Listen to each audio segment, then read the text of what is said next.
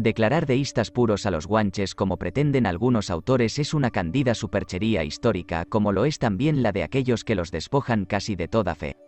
Para colocarse en estos extremos hay que cerrar los ojos a la evidencia.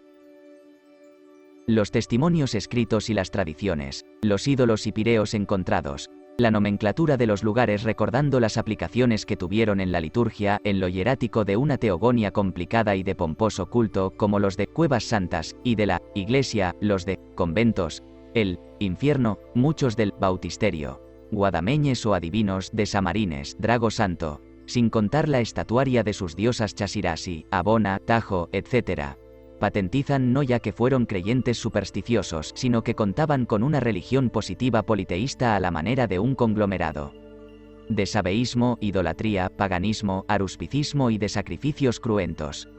No parece sino que los distintos pueblos de la tierra aportaron sus ideas religiosas al acervo común del alma guanche. Y sin embargo de estos elementos de juicio, dicen los cronistas que solo creían en un ser supremo apellidándolo con diversos nombres según sus atributos, como aparece en el siguiente cuadro, en el que agrupamos bajo llaves aquellas denominaciones que opinamos se refieren a una misma voz alterada. Acaman, causa de causas. Viana. El sol, Marín y Cubas. Achaman, sustentador de cielo y tierra. Alonso de Espinosa. Acoron, sin fin. Viana. Achoron, sustentador de cielo y tierra. Alonso de Espinosa. Achujurajan, el grande. Alonso de Espinosa. Acujurayan, Achujuyajan, Acucanac, Achaucanac, Achuucanac, Achguayaxerax, Achguayasirasi, Achuguayo. Guayaxerax, Guayasirasi, la Guayajirayi. Dios grande. El grande. Autor de lo criado. El sublime. El que todo lo sustenta. El conservador del mundo. El ser supremo. Dios. El que tiene el mundo. Gobernador del mundo y las cosas sublimes. Compuesto de Guaya, espíritu. Y Giraje, cielo. Adguay Chafanataman. Guasirasi, Tucanec, Jucancha. Menceito. El que tiene el cielo. El que habita el universo. El Todopoderoso, Dios universal, sin principio. Viana. Mas aún admitiendo que estas diferentes desinencias se refieran al Supremo Hacedor, que es muy dudoso, tan elevada concepción solo podía ser patrimonio de unas cuantas inteligencias privilegiadas. Entre los guanches, como en toda raza primitiva, el nivel intelectual de la muchedumbre no se hallaba a la altura de semejantes ideas abstractas, ni se remontaban más allá del mundo sensible, personificando las divinidades mayores y menores de su Olimpo en los grandes fenómenos de la naturaleza, como en el sol, la luna, las estrellas, el cielo, el mar, etc., o bien en las manifestaciones y fuerzas de la vida universal dando origen a creaciones fantásticas o ya en objetos, ídolos o estatuas materializando en ellas el sentimiento innato de la fe. Suponer otra cosa es colocarse fuera de la realidad. Pero este no fue obstáculo para que el espíritu piadoso de los conquistadores viera en el fervoroso culto que rendían con todas las apariencias del paganismo clásico a algunas de sus estatuas, singularmente a la diosa Chasirasi, no a la divinidad gentílica sino a la imagen de María Santísima transportada por los ángeles entre infieles por inescrutables designios como una sobreviviente de las ofertas votivas mortuorias hechas por los habitantes íberos de las islas en remotos tiempos. Juzgando por la forma de los caracteres y la simplicidad del lenguaje, la imagen y sus inscripciones debían ser de mucha antigüedad, quizás de un siglo antes de la era cristiana.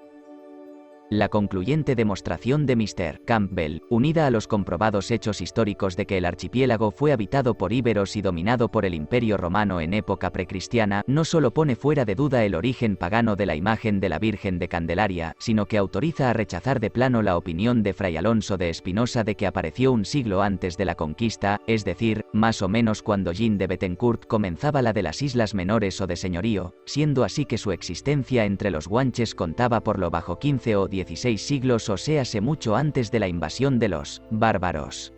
Pero hay más.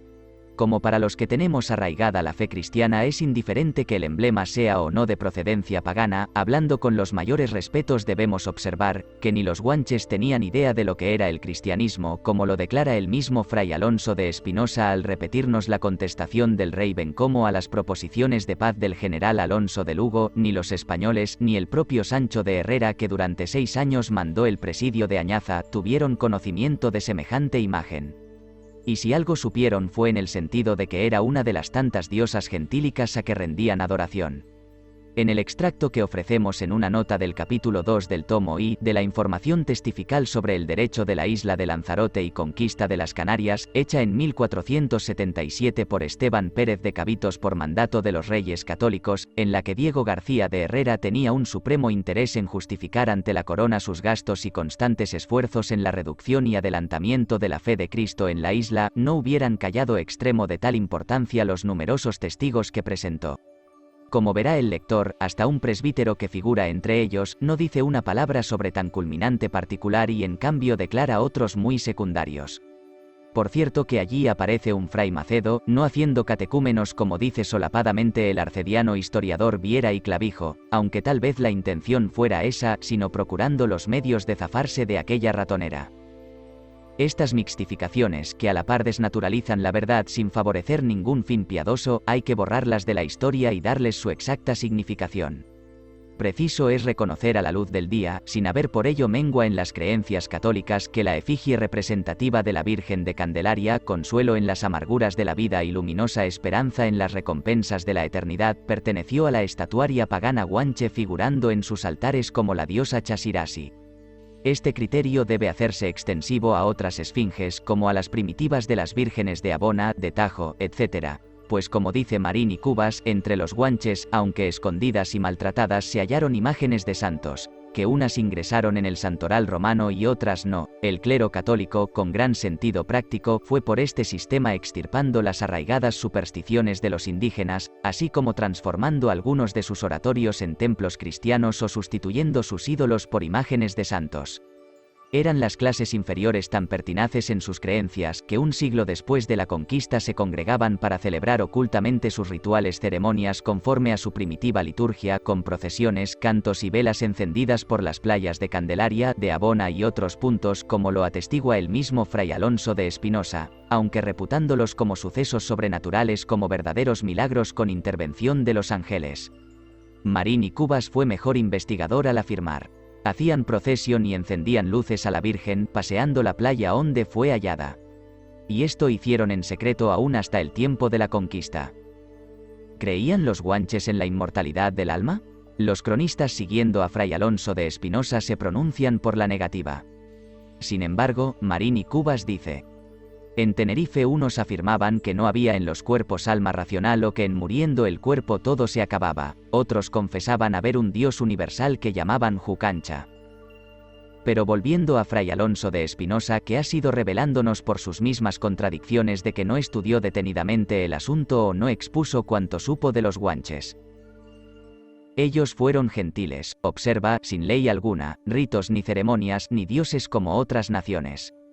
Y aunque conocían haber Dios, al cual nombraban por diversos nombres, no tenían ritos algunos, ni ceremonias, ni palabras con que lo venerasen, ni conocían inmortalidad de las almas, ni pena, ni gloria que se les debiese.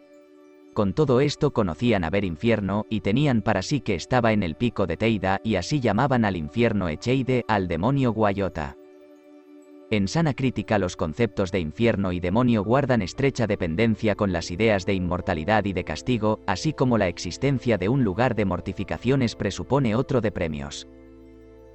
Estas creencias son complementarias. Por otra parte, el hecho de momificar sus cadáveres como los egipcios y peruanos nos da un testimonio concluyente de que los guanches consideraban la muerte como una suspensión temporal de la existencia, puesto que perseguían el fin de que las almas volvieran a animar sus respectivos cuerpos el día de la resurrección. Estas creencias implican la fe en otra vida, asegura una autoridad tan competente en la materia como Herbert Spencer.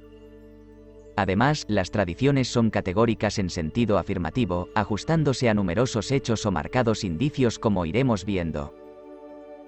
Creían los guanches en la dualidad de la persona humana compuesta de dos sasos que a la muerte, uno de ellos quedaba en la tierra en espera del otro que se separaba, pero el punto culminante de esta concepción consistía en que ambos sasos afectaban la misma forma y el que se marchaba seguía teniendo iguales sensaciones de hambre y sed e idénticas necesidades, apetitos y pasiones que en su vida terrestre. De modo que la muerte era un desdoblamiento temporal en que los elementos gemelares ni rompían sus relaciones de solidaridad, ni dejaban de comunicarse, pues al principio el saso ausente vagaba por los contornos de la necrópolis y más tarde la visitaba para vigilar la conservación de su otra mitad, por lo que la familia del finado colocaba alimentos en la puerta del panteón para que comiera en sus viajes. También concurría a los banquetes funerarios de la familia, gustaba de haber servido de faro a los autores, hay que reconocer que sus noticias son incongruentes los placeres de la mesa, oía las conversaciones y se vengaba de sus enemigos. Sustentaban que el saso en su origen era una emanación del dios Majek o Sol que encarnaba en las criaturas con diferente destino después de la muerte según la conducta observada en la vida terrena. Los buenos y valerosos moraban en el lugar de las delicias todo el tiempo que tardara en incorporarse al saso momificado, pero los cobardes y perversos iban a parar a las profundidades de Chineche o del infierno. Pero lo más extraño es que admitían el dogma del pecado original y la doctrina de que las lustraciones o abluciones purificaban a las criaturas, por lo que tenían la institución del bautismo al igual que los egipcios y otros pueblos de la antigüedad. Dice a este respecto Gómez Escudero: a los recién nacidos echaban agua y lavaban las cabecitas a modo de bautismo, y estas eran mujeres buenas y vírgenes, que eran las marimaguadas, y decían que tenían parentesco como nuestros padrinos. No daban razón de esta ceremonia, y era en Canaria y Tenerife, mas no supimos de otras islas aunque los usos eran comunes. Marín y Cubas, observa. Cuando nacía la criatura lavaban con agua todo el cuerpo, mujeres a niñas y hombres a niños, y quedaban en nuevo parentesco con los padres. Según nuestros informes eran los sacerdotes los que administraban el bautismo a los recién nacidos varones y las marimaguadas o sacerdotisas a las hembras, siendo respectivamente a la vez padrinos, adquiriendo entre los padres, padrinos y ahijados tan estrecho grado de parentesco espiritual que los inhabilitaba para el matrimonio. Para llevar a cabo el acto del bautismo, cada reino contaba con cierto número de charcos o fuentes exclusivamente destinadas al efecto y defendidas del acceso de animales. Concurría a la ceremonia numerosa comitiva de hombres o mujeres según el sexo del recién nacido que uno conducía a la espalda metido en un fole, callao o zurrón a guisa de mochila con la cabecita fuera. Después de algunas fórmulas y del lavatorio, retornaba la comitiva lanzando ajijides, cantando y tocando instrumentos. Respecto a la teogonia guanche únicamente son conocidas unas cuantas líneas generales, reveladoras de esa eterna dualidad con que la naturaleza se manifiesta a las sociedades primitivas. Todos los seres vivientes, particularmente la especie humana y las más importantes de los animales domésticos, recorren el camino de la existencia bajo la protección de sus respectivas divinidades, que a la vez militan sometidas a dos grandes potestades que se disputan la gobernación del mando y el incondicional vasallaje del hombre. Achuguayo, personificación del bien, lucha por los sanos principios de la moral, mientras Guayota, símbolo del mal, subvierte lo santo y noble, pero con las circunstancias de que todos estos dioses tienen nuestras necesidades, comen, beben y sienten. Reina Achuguayo en los cielos impulsando hacia el bien los destinos del mundo con la cooperación de diferentes deidades más o menos poderosas como el sol, la luna, las estrellas, el mar, el agua, las nubes, el arco iris y el fuego hijo de Majek, de las diosas Chasirasi, Tajo, Abona y de los penates Chayuga, Saguañik y otros, sin contar varios elementos benéficos. En ocasiones muestra su enojo al hombre por medio del relámpago, el rayo, los truenos o desoyendo la gracia que solicita, pero como dijimos también le reserva el lugar de las delicias, situado no se sabe dónde, como premio a la virtud y al valor durante su vida terrestre. En cambio, frente a esta potestad levántase Guayota imprimiendo a los destinos un camino contrario.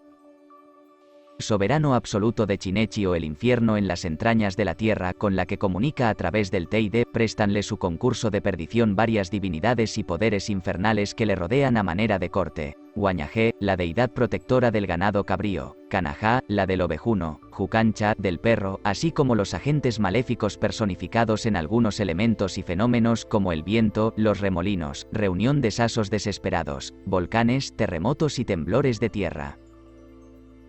Van a parar a Chinechi los perversos y cobardes a sufrir eternamente hambre, sed, dolores, angustias, yendo y viniendo sin cesar cargados de azufre por un antro desde el fondo del Teide a determinados lugares de la isla para ser lanzados a la tierra de vez en cuando a encarnar en un semejante con el fin de atormentarlo.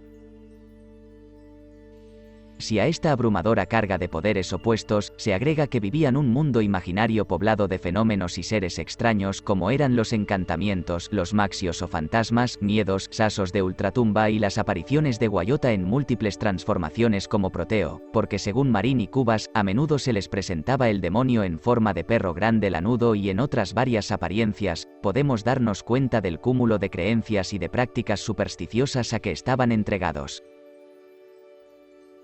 El culto del sabeísmo o de la astrolatría entre los guanches era universal, figurando el sol o Mahek como el más poderoso y benéfico de los dioses, cuyo emblema en la tierra era el fuego nacido de su seno, tenido por sagrado. Autor de la vida del hombre, tributábanle los epítetos más cariñosos llamándole Padre, siendo para los moribundos un consuelo supremo exhalar el último suspiro con los ojos fijos en el divino astro. Todas las mañanas y antes de la amanecida los cancos o sacerdotes del sol adornados con guirnaldas de hojas de viñátigo dirigíanse en comunidad tocando chácaras, flautas y tambores a determinados lugares 10 para impetrar del dios su presencia en la tierra y saludarle con himnos y danzas. Cuando aparecía sobre el horizonte, desde el rey al último vasallo postrábanse de rodillas con las manos en alto para venerarlo, otros saltaban, bailaban, silbaban o lanzaban gritos de entusiasmo. En ciertos días solemnes o con motivo de calamidades congregábanse para implorarle piedad en las altas montañas como en Imoque, Jama o la santidad del reino de Adeje, Cerro Gordo en la Guancha de Icoden o en las más elevadas cumbres, en Cuajara, Beso, El Sombrerito, donde los sacerdotes en medio de ceremonias le ofrendaban sustancias alimenticias y le hacían aspersiones de leche y miel o chacerquen. Otras reuníanse en el fondo de los barrancos para recibir hincados de rodillas los rayos que les enviaba desde el cenit. O bien por las noches le dedicaban luminarias coronando los montes con centenares de simbólicas hogueras. Pero no siempre lograban desenojar a la divinidad y entonces extremaban las plegarias, las romerías, multiplicando las ofrendas y sacrificando en su holocausto leche, miel, dátiles, cebada, etc., o bien corderos y cabritos arrojados vivos a los píreos N para que gustara de la sustancia de las víctimas arrastrada en las espirales del humo. Mientras unas veces los sacerdotes y otras las sacerdotisas, adornadas de guirnaldas, danzaban en derredor al compás de los instrumentos oscurecidos por el clamoreo de la muchedumbre. En cada función variaba el número de víctimas porque iban sacrificando hasta que la columna de humo se elevara en derechura al cielo, que era la señal de estar Mahek satisfecho o calmado su enojo. Cuanto al culto rendido a los demás astros, solo se dice que la diosa Luna, como madre de los tiempos, era la encargada de regularlos, siendo sus fases, así como la marcha de la estrella vaquera, motivos de observaciones para guadameñes y samarines que además de astrólogos barruntaban los cambios meteorológicos, o sea las cabañuelas con aplicación a la agricultura y al pastoreo. Arreglado a las revoluciones sinódicas de la diosa Luna, dividían el año en 12 partes que apellidaban primera luna, segunda luna, etc., como ya dijimos, empezando por la de agosto según Marín y Cubas. Sin embargo, que los plenilunios de la diosa los celebraban danzando en los guairas, en algunos casos le atribuían cierta influencia maléfica como veremos oportunamente. Pero los guanches además de sabeístas eran idólatras, limitando la significación de esta palabra a la adoración de los objetos terrestres, tal cual los presenta la naturaleza como árboles, montañas, fuentes, monolitos o bien artificiales moldeados por el hombre o ídolos propiamente dichos, siendo ambas formas meras gradaciones de un mismo proceso del alma creyente, pero que de ordinario coexisten con la última como elementos complementarios, el templo o lugar de adoración y el sacerdote o intermediario entre el adorador y la cosa adorada. De esta doble forma de culto tenemos ejemplos en Tenerife. Respecto a la primera, recuérdase aún el famoso Drago Santo, en el valle de Chacacharte, al que los fieles rendían verdadera veneración y cuyo crédito estaba cimentado en las maravillosas curas de las postemas con los preparados de su sangre y en los éxitos alcanzados en la expulsión de sasos arrimados cuando bajo su divina sombra eran los enfermos sometidos a tratamiento, y cuanto a la segunda forma, son tales las circunstancias diferenciales que ofrecían sus ídolos que a nuestro juicio representan dos cotizaciones históricas distintas. En efecto, sin esfuerzo se impone la clasificación de la estatuaria religiosa guanche en dos géneros bien caracterizados, no ya desde el punto de vista escultural o artístico, sino por su procedencia y valor ponderal en materia de fe. Alleis constituido el uno por anáglifos de barro de indiscutible manufactura indígena, representando siempre al sexo masculino, o séase al hombre, y el otro por figuras de bulto talladas en madera con el sello del paganismo clásico, sin excepción del sexo femenino y de origen exótico, de no admitir o sospechar en el archipiélago con Mr. Campbell una civilización precristiana. Añádese a estos particulares, según la tradición, que los ídolos de culto general eran todos hembras, diosas, y los de culto local, varones. Aunque es legendario, tenían también petroglifos o fetiches de piedra como los hubo en las Islas del Hierro y de Canaria. Concretándonos a los anáglifos, consistían en tabletas de barro cocido de 1 geme a 1/4 de largas, 1 mano de anchas y como de 1 dedo de gruesas, presentando en una de sus caras el relieve de una grosera figura humana siempre de varón. En esta descripción están contestes todos los que han visto los referidos anáglifos en los distintos lugares de la isla y que son conocidos por el vulgo con el nombre de santitos de los guanches. Eran venerados en sus respectivos templos o cuevas santuarias, en cuyo fondo los colocaban sobre una majano metidos en groseras hornacinas o nichos de piedra tosca, adornando el altar con flores y ramaje. La tradición conserva los nombres de algunos: Chayuga, o séase el santito del templo de Chinguaro, que ocupó cierto tiempo la diosa Chasirasi según Fray Alonso de Espinosa, que enramaban con laurel y retama florida; Saguañic, idolillo del oratorio de Igueste de Candelaria; y Sagait, de otro de Arafo, ambos ataviados con hojas de haya y de palmera. Ofrecían estas cuevas templos un atrio más o menos grande dispuesto en semicírculo, formado por una pared de piedra seca de 1 metro de alta con un portillo a cada extremo. Metidos los fieles en este medio corral, añade la tradición, saltaban, bailaban y gritaban derramando como ofrendas al santito gánigos de leche y de manteca. Otras veces los sacerdotes llevando en conchas sal marina, sometida durante ciertas noches a la influencia de la diosa luna, a medida que la iban arrojando a puñados a una hoguera encendida en mitad del atrio, en medio del chisporroteo de la sal invocaban la divinidad, tomaban extrañas actitudes y prorrumpían en terribles imprecaciones llenando de pavor supersticioso a los asistentes.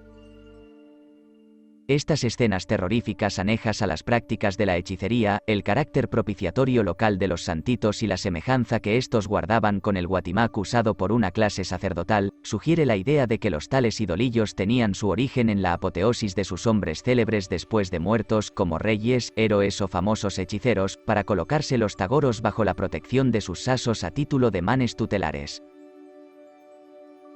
Aparte de que esto suele acontecer en los pueblos primitivos, nos explica la costumbre de los soberanos de jurar por sus antepasados más prestigiosos, como Bencomo por Tinerfe el Grande, que si no figuraba en los altares probablemente iba camino de ello. Ahora bien, cuando se considera la tosca fabricación de los referidos santitos, su limitada área de acción como fuente de fe, su conocido origen de abolengo humano, la rusticidad de su liturgia y lo comparamos con las obras de arte de las diosas, su veneración universal, sus maravillosas apariciones sobrenaturales y la pompa de sus ritos de paganismo clásico, aunque ambos cultos en el fondo caen de lleno en la idolatría, sus elementos constitutivos ofrecen tales diferencias que los reputamos de distinta progenie. Es decir, manifestaciones de dos religiones entremezcladas en el curso de los tiempos al fundirse varias razas. Dentro de la teogonia guanchinesca y limitándonos a la diosa Chasirasi, pues lo que de ella decimos con ligeras variantes es aplicable a las demás diosas como las de Abona, Tajo y otras, entre las que figuraba una muy venerada en Masca, su aparición en remotos siglos por las playas de Chimisay del reino de Wimar fue acompañada de portentosos milagros, según tradición recogida por Fray Alonso de Espinosa. Rendíanle culto en su santuario de Agbinico, más tarde Cueva de San Blas, en la playa de Candelaria. Es tradicional que en dicho templo la tenían colocada sobre un majano entapizado con hermosas pieles de ganado cabrío y tanto este altar como las paredes del oratorio adornadas con ramaje de palmera, follado, viñático, ramos de siempreviva de risco, flores silvestres y alfombrado el pavimento con incienso, tomillo y otras plantas aromáticas, aprovechando los resaltes de las paredes de la gruta para pegar velitas de cera encendidas. Con frecuencia los sacerdotes celebraban funciones religiosas con numerosa asistencia de fieles que hacían ofrendas de leche, manteca, frutos, bailaban, cantaban himnos y silbaban en medio de un ceremonial del que ya no hay memoria.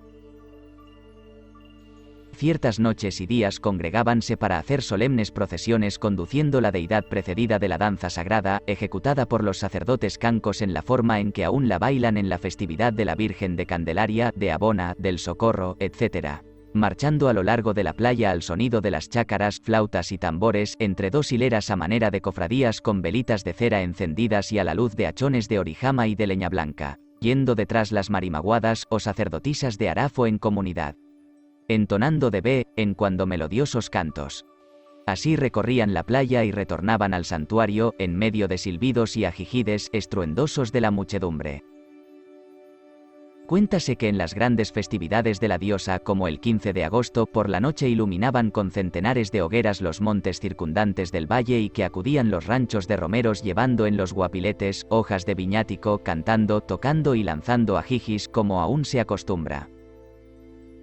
Ignórase si los guanches empleaban alguna fórmula o plegaria pública para invocar la protección de sus deidades, aunque los indicios parecen confirmarlo, pues aparte, como dijimos, de que las sacerdotisas entonaban himnos melodiosos en las procesiones, de los que nos da un testimonio irrecusable el mismo Fray Alonso de Espinosa, primer panegirista de la Virgen de Candelaria, es de suponer usaran de breves oraciones o rezos puesto que tenían rosarios sin cruz, que recuerdan el de los moros fronterizos, y de ordinario llevaban colgados al cuello.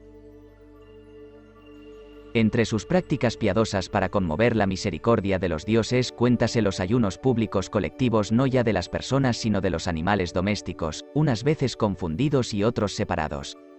Por esto dice Fray Alonso de Espinosa, aunque a medias como todo lo que escribió.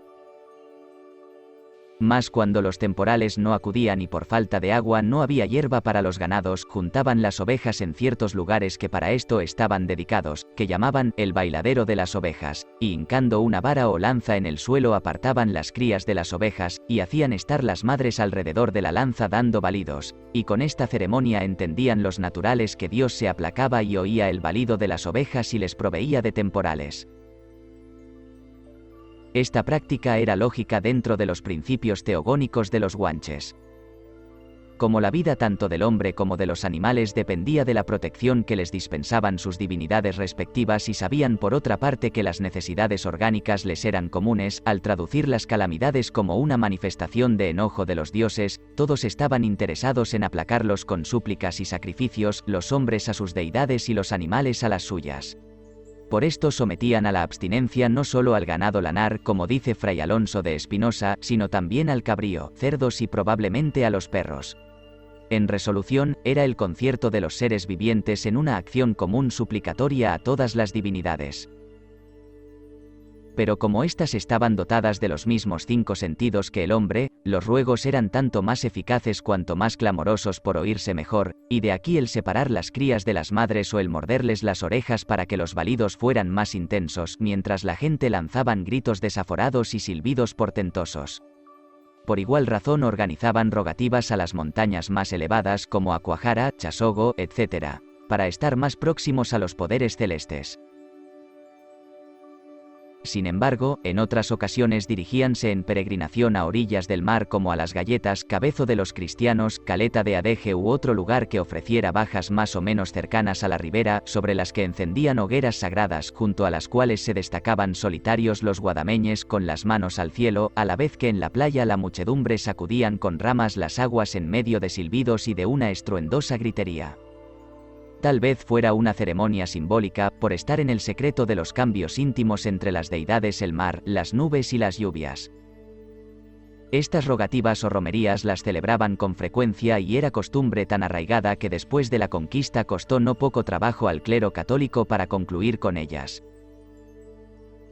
Pero el alma guanche jalábase hundida no solo en las referidas supersticiones sino en las del aruspicismo, bajo cuyo epígrafe comprendemos los augurios, la magia, nigromancia y demás artes de la teurgia o del ocultismo que con tanto éxito cultivaron los conocidos indistintamente por los nombres de guañameñes, samarines, hechiceros, adivinos, profetas o agoreros. La influencia social de estos hombres era tan poderosa como vasta su ciencia. Ignóranse a la verdad los principios y la mayor parte de los procedimientos que empleaban en sus artes misteriosas, pero se sabe que hacían agüeros interpretando las direcciones del humo en hogueras preparadas al efecto por la forma y combinación de las nubes y por las estrellas errantes, deducían auspicios por el vuelo y canto de las aves, y evocaban no ya el espíritu de los difuntos sino el de los vivos, obligándolos a comparecer mediante ceremonias y frases mágicas, que es lo que significa por otra parte. Las siguientes frases de Marín y Cubas refiriéndose a dichos hechiceros. Otros ponían el cuerpo tendido boca abajo hablando algunas palabras dentro de un hoyo y así llamaban al ausente aunque fuese de muy larga distancia. Pues a pesar de estas facultades extraordinarias del carácter sacerdotal y de sus curaciones de ojeados y otras muchas enfermedades, pues eran famosos médicos, todo quedaba oscurecido ante el poder sobrenatural de que daban muestras expulsando sasos arrimados. Para apreciar la importancia de tan singular virtud, recordemos que Guayota a los condenados los lanzaba a encarnar en las personas para atormentarlas, eligiendo de ordinario a las mejores y más sensibles al bien. Señalada la víctima y estando despierta o dormida, aprovechaba el saso como puerta de entrada, alguna herida o rozadura de la piel o bien se introducía por uno de los dedos gordos, pulgar, de los pies y en los casos menos favorables se le echaba encima envolviéndola y pegándosele como la lapa a laja. Desde ese momento la persona invadida sufre, grita, se agita, se enfurece, entra en convulsiones, enloquece. Estos desgraciados así como los extraños oían a veces las voces del saso que tenían dentro. Tal es el cuadro sintomático de los invadidos por saso arrimado, del que solo pueden verse libres sometiéndose al tratamiento específico del conjuro, llevado a cabo por los que nacen con dicha potestad. Para esta operación contaban los reinos con lugares reputadísimos como el Drago Santo, y la cueva de Sámara, en la cumbre de los caseríos de Arguayo y Chío de Guía, en Adeje, la célebre cueva de Sámara, en el de Icoden, y en las aún hoy conocidas por cuevas del Hospital de Chacorche y Gueste de Candelaria, del reino de Weimar, etc. A los referidos lugares conducían por la noche a los sasados. Allí, después de un complicado ceremonial entre ruidos extraños, fórmulas terroríficas, imprecaciones y conjuros, iban arrojando a una hoguera sal, resina y otras sustancias, para concluir por aventar los tizones en un abismo pronunciando terribles anatemas. El resultado dependía del grado de malignidad del saso arrimado y del coeficiente del poder expulsivo del hechicero, como también solían ocurrir situaciones alarmantes cuando expulsado el saso la fuerza de proyección del conjurador no alcanzaba a reintegrarlo a Chinechi a través del Teide y quedaba suelto entre los vivientes, viéndolo vagar por las cuevas de los muertos echando chispas, bramando y pidiendo a gritos que lo lleven las aves, y evocaban no ya el espíritu de los difuntos sino el de los vivos, obligándolos a comparecer mediante ceremonias y frases mágicas, que es lo que significa, por otra parte, las siguientes frases de Marín y Cubas refiriéndose a dichos hechiceros. Otros ponían el cuerpo tendido boca abajo hablando algunas palabras dentro de un hoyo y así llamaban al ausente aunque fuese de muy larga distancia.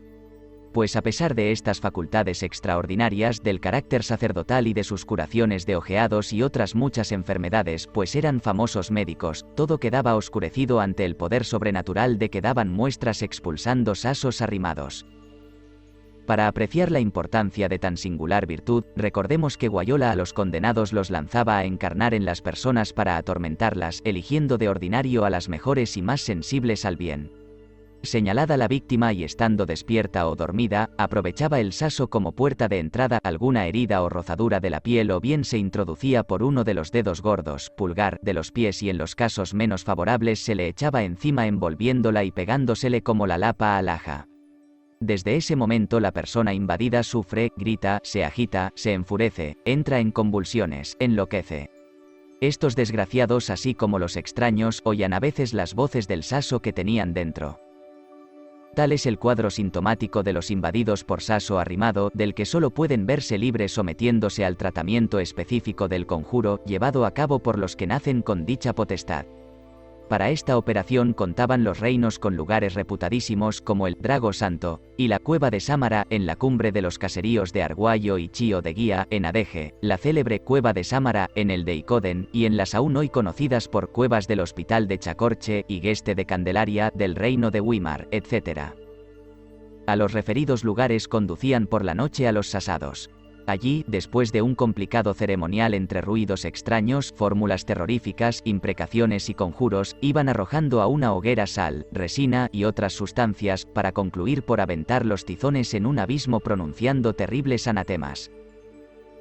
El resultado dependía del grado de malignidad del saso arrimado y del coeficiente del poder expulsivo del hechicero, como también solían ocurrir situaciones alarmantes cuando expulsado el saso la fuerza de proyección del conjurador no alcanzaba a reintegrarlo a Chinechi a través del Teide y quedaba suelto entre los vivientes, viéndolo vagar por las cuevas de los muertos echando chispas, bramando y pidiendo a gritos que lo lleven a Samara o al pico de Teide. Era creencia general de que se arrimaba el saso de toda persona muerta por accidente, como derriscado o ahogado, tal vez porque no dejaba en la tierra su duplo o sosias. La complicada teogonia de los guanches, sus diversas creencias con un culto externo tan variado, exigía necesariamente un nutrido cuerpo sacerdotal y así acontecía en efecto.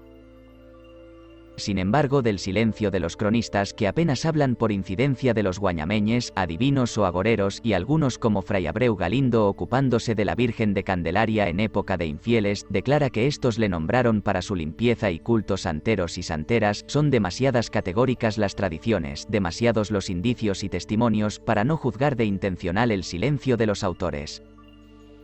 Sábese que tenían por lo menos 3 órdenes de religiosos o sacerdotes conocidos por samarines, cancos y babilones que se educaban en especies de colegios o seminarios y hasta hay quien sospecha si algunos vivían en comunidad, como también tenían monasterios de marimaguadas o sacerdotisas que aparte de intervenir en los actos religiosos servían de centro de cultura a las jóvenes de la nobleza. La orden de los samarines, que como ya dijimos eran también conocidos por agoreros, adivinos, hechiceros y profetas así como por guañameñes por llevar este último nombre el sumo pontífice o el sumus aruspex, vestían completamente de negro con el guatimac o idolillo de barro colgado al cuello.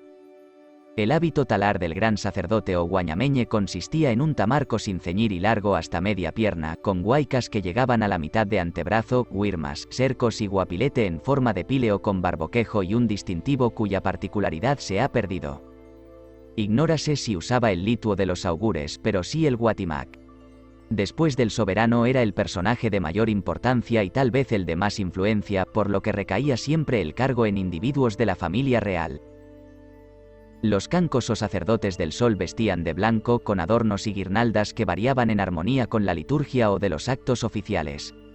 Ellos eran los encargados de alimentar el fuego sagrado y los que en las solemnidades civiles y religiosas bailaban las danzas sagradas como diremos en su lugar.